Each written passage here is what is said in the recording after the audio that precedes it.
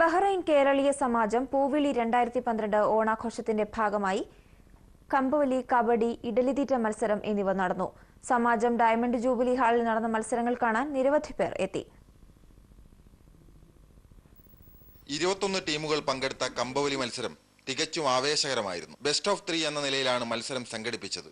ഒന്നാം സ്ഥാനം ബഹ്റൈൻ കേരളീയ സമാജം ബാഡ്മിന്റൺ ടീമും രണ്ടാം സമ്മാനം ഇന്ത്യൻ ക്ലബ്ബും കരസ്ഥമാക്കി. കൂടെയുള്ള കളിക്കാർ വളരെയധികം സഹകരിച്ചുകൊണ്ട് മാത്രമാണ് ഈ വിജയം കരസ്ഥമാക്കുന്നത്.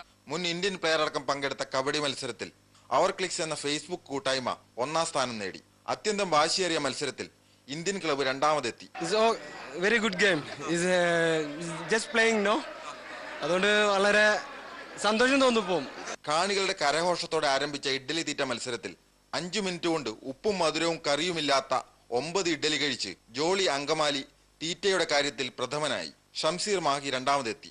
ചടങ്ങിൽ മുമ്പ് നടന്ന മത്സരങ്ങളായ പൂക്കള മത്സരം, പായസ മത്സരം, തിരുവാതിര മത്സരങ്ങളുടെയും കബഡി, കമ്പവലി, ഇഡ്ഡലി തീറ്റ മത്സരങ്ങളുടെയും സമ്മാനങ്ങൾ സമാജം president PV Radhakrishnapillai, general secretary Ashley George, entertainment secretary Manoharan Pavarti, Poovili convener D Saleem എന്നിവരും മറ്റ് കമ്മിറ്റി അംഗങ്ങളും വിതരണം ചെയ്തു.